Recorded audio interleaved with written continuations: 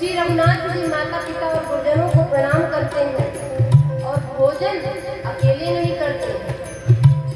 अनुज सखा संग भोजन करहि, अनुज सखा संग भोजन करहि, मात पिता आज्ञा अनुसरहि। मात पिता आज्ञा अनुसरहि।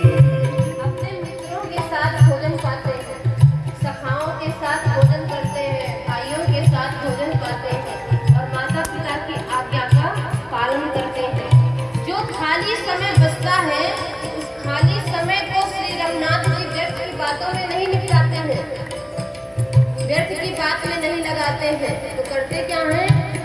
वेद पुराण सुनहि मन लाइ, वेद पुराण सुनहि मन लाइ, आप कहानी अनुजन समुझाइ। आप कहानी अनुजन समुझाइ। स्वयं वेद और पुराण की कथा को सुनते हैं और अपने भाइयों को समझा समझा करके सुनाते हैं।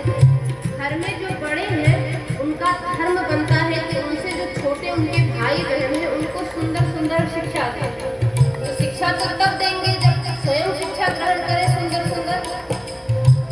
पहले स्वयं को संवारें और जब स्वयं को संवारने में कुशल हो जाए तो धीरे धीरे उनसे जो छोटे हैं उनको भी संभालना शुरू करें, उनको भी उसी मार्ग पर लेकर के आए। पर कलयुग में तो सारा नियम ही बदल गया। जैसे खाली समय मिले तुरंत लीड उठाओ, कान में लगाओ और बाइक स्टार्ट करो, फिर भगाओ, गाना सुनो, फिर लड़ करके आओ, घर वालों को परेशान करो। ये है कलयुग का रूप। परंतु शास्त्र कहते हैं जो समय मिले उस समय को धर्म संबंधी जो ज्ञान है उसको अर्जित करने में लगाओ, जो छोटे हैं उनको समझाओ। श्री राम भद्र जी ऐसा ही करते हैं। अनेकों दास दासियां हैं श्री राम जी के, परंतु श्री राम जी कभी ये नहीं मानते कि ये हमारे सेवक हैं। इसीलिए तो आयत मांगी करहि पुर काजा, आयस मांगी करहि पुर काजा, देखि चरित हरहि मन राजा। देखि चरित हरहि मन राजा, देखि चरित हरहि मन राजा। देखि चरित हरहि मन राजा। आज्ञा मांग मांग करके स्वयं सारा कार्य करते हैं और श्री राम भद्र जी का ऐसा पवित्र चरित्र देख करके श्री चक्रवर्ती जी महाराज बड़े आनंदित हो जाते हैं। सारे नगरवासियों को प्रभु सुखी कर रहे हैं, आनंद दे रहे हैं अपनी सुंदर लीला के द्वारा। सब बड़े प्रसन्न हैं। श्री गोस्वामी जी महाराज कहते हैं अयोध्या में तो प्रभु बड़ी सुंदर सुंदर लीला कर रहे हैं, परंतु एक स्थान है बक्सर जहाँ पर श्री विश्वामित्र जी महाराज विराजते हैं। जिस स्थान पर विराजते हैं उसका नाम है तपोवन। ये सिद्ध आश्रम है। वाल्मीकि रामायण में वर्णन है कि भगवान विष्णु बहुत समय तक इस आश्रम में ठहर करके तप किए थे। श्री वामन देव भगवान बहुत समय तक इस आश्रम में ठहरे हैं, इसलिए इस आश्रम का नाम ही पड़ गया है सिद्ध आश्रम।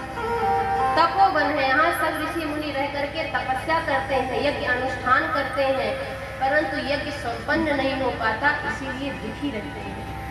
वो स्वामी जी कहते हैं कि विश्वामित्र महामुनि ज्ञानी, विश्वामित्र महामुनि ज्ञानी, बसहि विपिन सुख आश्रम जानी।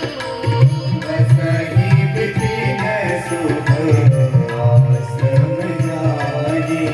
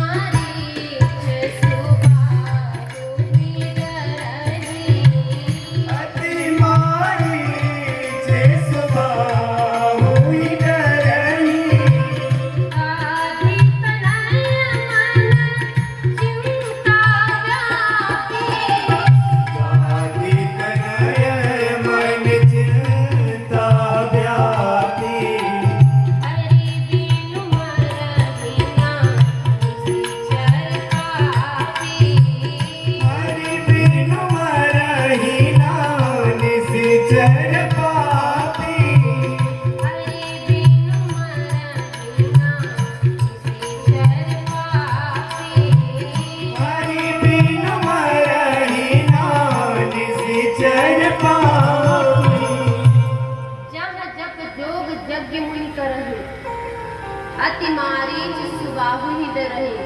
मारीच और सुबाहु अपनी पूरी राक्षसी सेना लेकर के आते हैं, यज्ञ को विध्वंस कर देते हैं। श्री विश्वामित्र जी महाराज को बड़ी चिंता हुई। गाधी तनय मन चिंता व्यापी। ये श्री गाधी जी के पुत्र हैं। विश्वामित्र जी का एक नाम है कौशिक नंदन, कौशिक कहलाते हैं। क्यों? क्योंकि ब्रह्मा जी के पुत्र हुए श्री कुश महाराज, कुश महाराज के पुत्र हुए श्री कुशनाभ जी, कुशनाभ जी के पुत्र हुए श्री गाधी जी महाराज, और गाधी जी के पुत्र है श्री विश्वामित्र। विश्वामित्र जी का एक नाम विश्वरथ भी है। कौशिक कुश वंश में उत्पन्न होने के कारण इनको कौशिक नंदन भी कहा जाता है। विश्वामित्र महामुनि ज्ञानी है, महामुनि है। क्यों? क्योंकि विश्वामित्र जी पहले क्षत्रिय थे, तपस्या करके तप के प्रभाव से ये ब्रह्मर्षि कहलाए। बड़े ही सिद्ध महापुरुष हैं। जब इनको इतनी सिद्धि प्राप्त है तो क्यों राक्षसों का संहार ये क्यों नहीं कर पा रहे हैं? ये चाहते तो राक्षसों को मार सकते हैं, परंतु विश्वामित्र जी ऐसा नहीं कर रहे हैं, क्योंकि यदि राक्षसों को श्राप दे करके जला करके भस्म करेंगे तो इनका जो तप है वो तप नष्ट हो जाएगा। श्राप देने में तपस्या रूपी जो पूंजी है वो पूंजी नष्ट हो जाएगी। इसलिए विश्वामित्र जी ऐसा नहीं कर रहे हैं। विश्वामित्र जी बड़े दुखी हैं, सोच रहे थे। सोचते सोचते उनको नींद आई, तांद्रा आई, हल्की निद्रा आई। सत्योपाख्यान नाम ग्रंथ में वर्णन है कि श्री विश्वामित्र जी को जब निद्रा आई तो भगवान शिव ने उन्हें स्वप्न में कहा कि इन राक्षसों का संहार केवल और केवल भगवान कर सकते हैं, ऐसा आप भी जानते हैं। हरि बिन मरहि न निश्चर पापी। तो जाइए, जा करके भगवान को ले आइए। विश्वामित्र जी ने पूछा वे हैं कहाँ? शिव जी ने कहा अयोध्या के चक्रवर्ती सम्राट महाराजा श्री दशरथ जी के यहाँ भगवान अवतार लिए। आप जाइए और उनसे उनके 2 राजकुमारों को मांग करके ले आइए। आपका यज्ञ सफल होगा, यज्ञ पूर्ण हो जाएगा। श्री विश्वामित्र जी प्रसन्न हो गए। विश्वामित्र जी विलंब नहीं किए, तुरंत उठे हैं और चल दिए। सोचते क्या जा रहे हैं? इस बहाने जाऊंगा, बहाना चाहिए। ये विरक्त संत हैं, किसी गृहस्थी के घर नहीं जाते हैं, ये मर्यादा है, नहीं जाते। पर सोचते हैं कि चलो चलूंगा तो कुछ लाभ ही होगा, भगवान मिल जाएंगे, इससे ज्यादा और क्या चाहिए। उन्हीं को पाने के लिए तो वन में आया था, पर वे घर में मिलेंगे तो क्या, घर से ही चल के ले आता हूँ। इस बहाने जाऊंगा, आंसू बहाने के लिए, इस बहाने जाऊंगा, आंसू बहाने के लिए। बीती हुई जिंदगी में सबको पाने के लिए, बीती हुई जिंदगी में प्रभु को पाने के लिए। विश्वामित्र जी कहते हैं जाऊंगा, उससे कहूंगा, जा कहूंगा आपने घर में मुझे बुलवा लिया, किंतु आया घर से तुम्हें वन में बुलाने के लिए। किंतु आया से तुम्हें बुलाने के लिए। बहाने जाऊंगा, आंसू बहाने के लिए। इस बहाने जाऊंगा, आंसू बहाने के लिए। जब उनके राजकुमारों को हम प्राप्त कर लेंगे, भगवान को पाने के बाद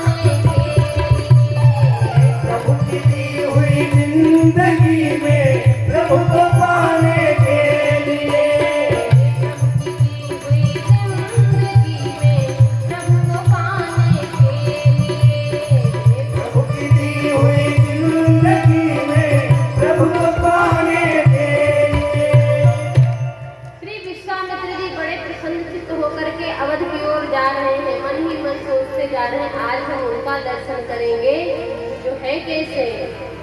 ज्ञान विराग सकल गुण अयाना, सो प्रभु में देखब भरी नयना।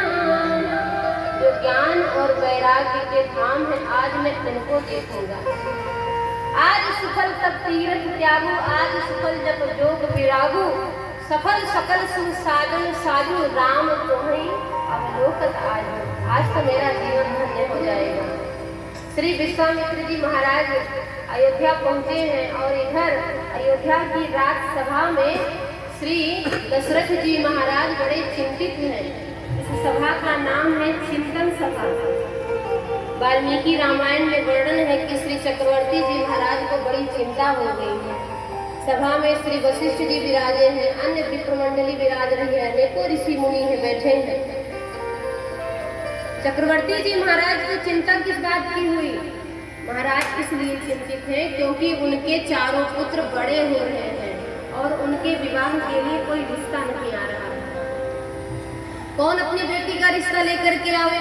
क्योंकि विवाह शादी बराबर वालों में होता है, 9-10 का अंतर हो जाए तो कोई बात नहीं, कर लेते हैं लोग। परंतु यहाँ श्री चक्रवर्ती जी महाराज के समान पृथ्वी पर पूरे भूमंडल में कोई राजा है ही नहीं।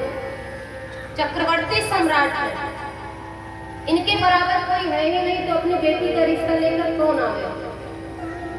बहुत बड़ा होना भी कहीं कहीं बड़ा दुखद होता है। महाराज सोच रहे हैं चक्रवर्ती पद पा करके हम क्या पाए, हमारे बेटे लगता है कुंवारे रह जाएंगे। तो वशिष्ठ जी ने समझाया कि राजन आप चिंता ना करें, अभी वे आ रहे हैं जो अगुवाई करेंगे, जो मध्यस्थता करेंगे, आप चिंता छोड़ दें। इतने में द्वारपाल अंदर आकर के महाराज की जयकार करके कहते हैं महाराज द्वार पर श्री विश्वामित्र जी महाराज का आगमन हुआ। जैसे ही श्री महाराज ने सुना महाराज कांपने लगे। वशिष्ठ जी ने पूछा क्या हुआ? राजन साधु का आगमन हुआ है, स्वागत कीजिए। महाराज ने कहा गुरुदेव आपने ही सारा झंझट फैलाया है।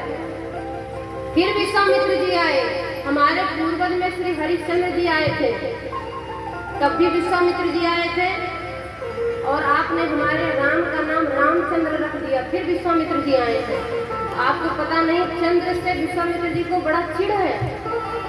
हमारे पूर्वज श्री हरिश्चंद्र जी को इन्होंने नाकों चने चबवाए और अब हमारे रामचंद्र के पीछे पड़ने वाले हैं। वशिष्ठ जी ने समझाया कि महाराज साधु के हो न कारज हानि, स्वागत करो श्री चक्रवर्ती जी महाराज। मुनिया गमन सुना जब राजा, मिलन गयो विप्र समाज। पूरी ब्राह्मण मंडली को साथ में लेकर के महाराज स्वागत के लिए द्वार पर आए, चरणों में साष्टांग प्रणाम किए, बड़े आदर पूर्वक महल में लाए और अपने सिंहासन पर बैठा दिए। श्री विश्वामित्र जी महाराज